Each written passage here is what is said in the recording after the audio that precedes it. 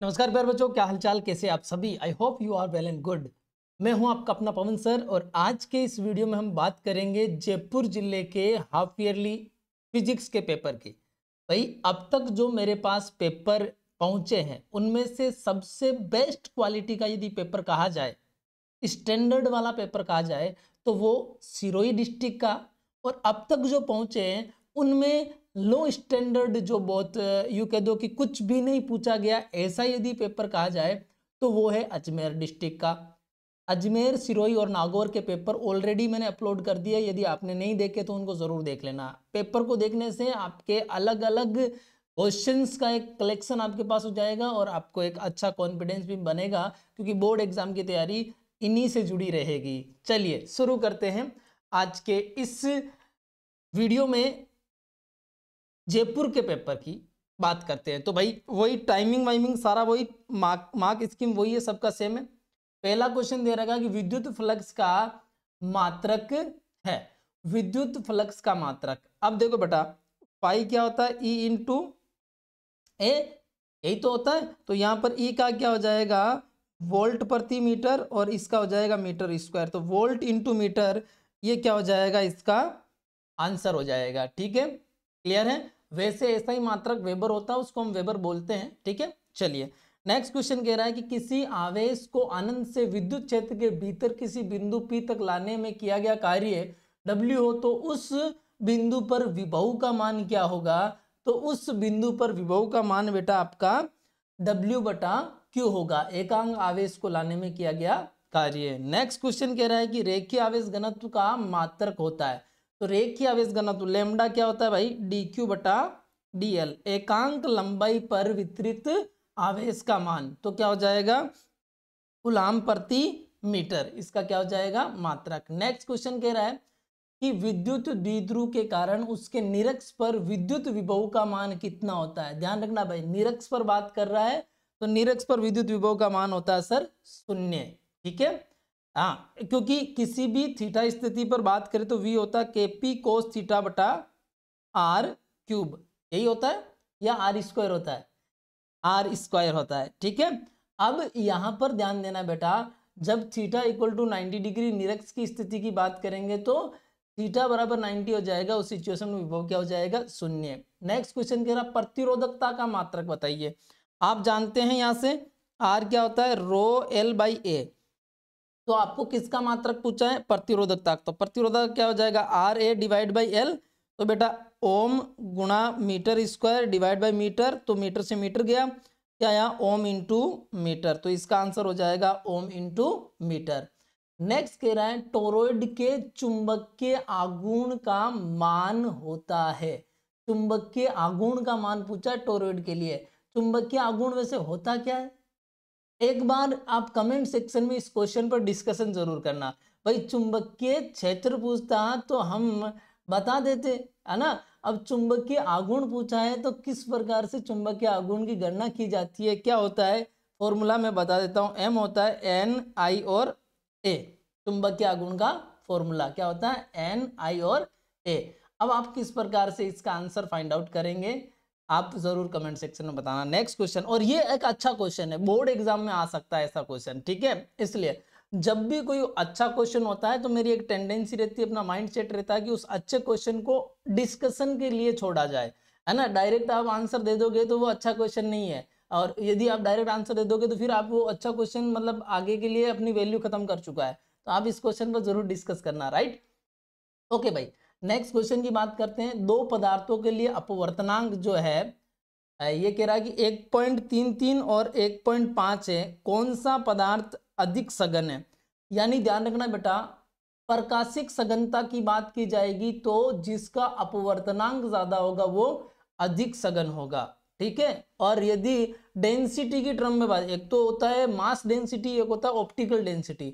यदि mass density की बात की जा रही है तो हम यहाँ पर कुछ भी नहीं कह सकते, क्योंकि अपवर्तनांक का मास डेंसिटी से कोई डायरेक्ट रिलेशन नहीं होता है। बट यदि ऑप्टिकल डेंसिटी की बात की जा रही है, प्रकाशिक सघनता की बात की जा रही है, तो जिसका अपवर्तनांक ज्यादा है उसका जो है वो पदार्थ क्या होगा, ज्यादा सघन होगा। तो आपका जो ये दूसरा है ये क्या होगा, ज्यादा सघन होगा। समझ रहे हो, क्लियर है। नेक्स्ट क्वेश्चन कह रहा है क्रांतिक कोण का पूर्ण आंतरिक परावर्तन की परिभाषा लिखो। क्या कह रहा है यार, क्रांतिक कोण का पूर्ण आंतरिक परावर्तन की परिभाषा लिखो, या फिर यहाँ पर यूं कहते हो कि यहाँ पर वे पूर्ण आंतरिक परावर्तन आई थिंक लिखा होगा। इस क्वेश्चन में ये हो सकता है कि क्रांतिक कोण वे पूर्ण आंतरिक परावर्तन की परिभाषा लिखो। ये तो परिभाषा तो बहुत सिंपल है, आपने लिख दी होगी, है ना। हाँ, यहाँ पर थोड़ी सी मिसप्रिंट हो सकती है। वस्तु का आभासी तथा बड़ा प्रतिबिंब कौन सा दर्पण बनाता है? देखो बेटा, समतल दर्पण तो बराबर बनाता है ना। अब बच्चा उत्तल और अवतल, है ना, दर्पण की बात की जा रही है, तो बड़ा कौन बनाता है, अवतल या उत्तल? भाई उत्तल तो देखो हमेशा क्या बनाता है, सोच के देखो, छोटा बनाता है। तो कौन बनाएगा, अवतल बनाएगा बड़ा, ठीक है, आभासी और बड़ा। इस प्रकार से आपने डायग्राम देखा होगा, ऐसे जब यहाँ पर रखते हैं तो पीछे की तरफ जाकर बनता है आभासी और बड़ा, ठीक है। हाँ, वस्तु पर न्यूनतम आवेश कितना कूलाम होता है, इलेक्ट्रॉन के आवेश के बराबर, यानी 1.6 इंटू 10 की घात -19 कूलाम होता है। अब नेक्स्ट क्वेश्चन कह रहा है कि 2 माइक्रोफेरेड, 8 माइक्रोफेरेड और 4 माइक्रोफेरेड धारिता के 3 संधारित्र समांतर क्रम में जोड़े गए हैं, तुल्य धारिता बताओ। तो समांतर क्रम में सी पैरेलल क्या होता है बेटा, C1 + C2 + C3, तो तीनों ही जुड़ जाएंगे, पैरेलल में है ना, तो तीनों ही जुड़ जाएंगे। तो टोटल कितना पिकोफेरेड हो जाएगा, 14 पिकोफेरेड, है ना, 14 पिकोफेरेड। हाँ, एक चीज मैं बताऊं बेटा, मैंने जो भी सिरोही जिले का पेपर सोल्व कराया उसने मैंने छोटी छोटी 2 मिस्टेक कर दी, वहां पर फंबल हो गया था एक्चुअली। एक तो मैंने जो है माइक्रो कूलाम में मैंने बोला तो वही था, लेकिन 10 की पावर -9 लिख दिया था, वो गलत है। यदि आप देख के आए हो या देखोगे तो ध्यान रखना, ठीक है। और एक मेरे से जो मिस्टेक हुई है, आप ढूंढना कहाँ हुई है, ठीक है। अब मैं भूल गया हूँ वो मेरे से कहाँ मिस्टेक हुई, 2 मिस्टेक जरूर हुई है, ठीक है, मुझे बाद में रियलाइज हुआ। लेकिन अब ये वीडियो एक बार बनने के बाद में मैं ज़्यादा एडिट वगैरह कर नहीं पाता हूँ और करता भी नहीं हूँ, सीधा जैसे रिकॉर्ड किया वैसे ही डाल देता हूँ, ठीक है। जो भी डिस्कशन आई थिंक रहता है तो आप कमेंट सेक्शन में ज़रूर कर देना। चलिए, नेक्स्ट क्वेश्चन की बात कर रहा है कि जब प्रकाश हवा से कांच में प्रवेश करता है तो किस रंग का विचलन अधिकतम होता है? तो भाई इधर देखो, जैसे ये मान लो अपना प्रिज्म है, ठीक है, और प्रिज्म में आपका सफेद प्रकाश गया तो ये क्या करेगा, ऐसे विबग्योर एक पैटर्न बनाएगा। तो सबसे ज्यादा विचलित किसका कौन हो रहा है, सबसे ज्यादा सर वॉयलेट होगा। कौन होगा, वॉयलेट यानी बैंगनी सबसे ज्यादा विचलित होगा, और सबसे कम विचलित कौन होगा, रेड यानी लाल। नेक्स्ट क्वेश्चन कह रहा है कि सेल के विद्युत वाहक बल के मापन के लिए उपयुक्त यंत्र का नाम लिखो। तो ये आपका हो गया भाई विभव मापी। कौन हो गया, विभव मापी, एक्चुअल रीडिंग विभव मापी देता है, ठीक है। नेक्स्ट क्वेश्चन कह रहा है स्वयं प्रेरण गुणांक की परिभाषा मात्रक एवं विमा। भाई परिभाषा में कोई दिक्कत नहीं है, मात्रक में भी कोई दिक्कत नहीं है, और विमा में भी मुझे तो नहीं लगता कोई दिक्कत है, तो टाइम वेस्ट नहीं करना चाहिए। आप कमेंट सेक्शन में जरूर डालना कि आपने यहाँ पर क्या क्या इसकी मात्रक और विमा लिखी है, ठीक है। ये कह रहा है सेल के विद्युत वाहक बल और आंतरिक प्रतिरोध की परिभाषा लिखो। तो जब सेल धारा नहीं दे रहा हो तो उसके सिरों पर मापा गया विद्युत जो टर्मिनल मापा गया जो वोल्टेज होता है वो होता है विद्युत वाहक बल, और आंतरिक प्रतिरोध क्या है, धारा प्रवाह के मार्ग में सेल के अंदर जो भी विद्युत अपघट्य पदार्थ है उसके द्वारा डाली गई बाधा क्या कहलाता है, आंतरिक प्रतिरोध कहलाता है। नेक्स्ट क्वेश्चन कह रहा है, देखो ये एक तरह से न्यूमेरिकल टाइप अच्छा क्वेश्चन है। किसी मीटर सेतु में एस का मान दिया हुआ है और ये कह रहा है कि ये एस जो है इतना है और ये इस बिंदु पर इतनी दूरी पर संतुलित हो रहा, तो आर का मान ज्ञात करो। तो भाई P by Q equal to क्या होता है, इधर देखो P by Q equal to R by S होता है, ठीक है। तो अब इसने एस दे रखा है, अब यहाँ पर ये ध्यान रखना कि एस क्या ये अज्ञात प्रतिरोध कह रहा है क्या, वैसे एस हम अज्ञात प्रतिरोध मानते हैं, ठीक है। एस क्या है, अज्ञात प्रतिरोध मानते हैं हम, इसलिए हम आर को ज्ञात प्रतिरोध कहते हैं, ठीक है। रो गुणा एल आपने पढ़ा होगा, मीटर सेतु की बात की जा रही है, तो आपके पास एस की वैल्यू दे रखी है, एल की वैल्यू दे रखी है 63 सेंटीमीटर।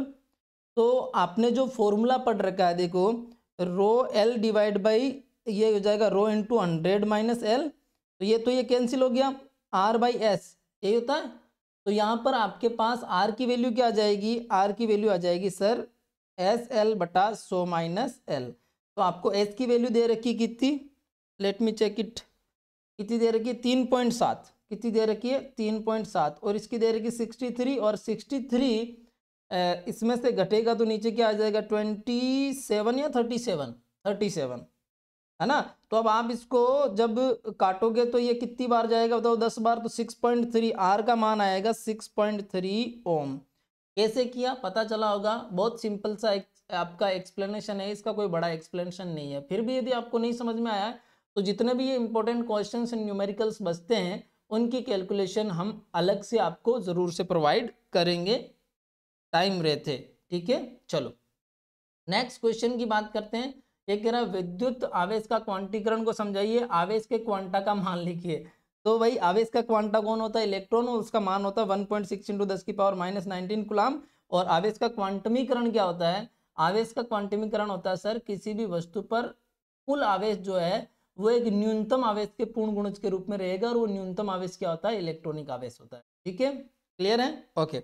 नेक्स्ट कह रहा है विद्युत विभव की परिभाषा लिखिए, और बिंदु आवेश के कारण r दूरी पर स्थित व्यंजक आपको लिखना है, विद्युत विभव का व्यंजक लिखना है। तो व्यंजक तो सिर्फ क्या हो जाएगा KQ/R हो जाएगा, और परिभाषा क्या हो जाएगी, एकांक धनावेश को अनंत से विद्युत क्षेत्र में लाकर रखने में किया गया कार्य क्या कहलाता है, विद्युत विभव कहलाता है। अब जो भी क्वेश्चन है आगे बड़े बड़े क्वेश्चन है, इनके अलग से मैं आपको पता है कि जो है सबके आने के बाद में अलग से मैं क्या करूंगा, आपको एक वीडियो बना के दूंगा जिसमें सारे क्वेश्चंस को लिख लिख के बताऊंगा कि यदि मैं आपकी जगह होता तो बोर्ड एग्जाम में या फिर एग्जाम में क्या लिख के आता, कैसे लिख के आता, ठीक है।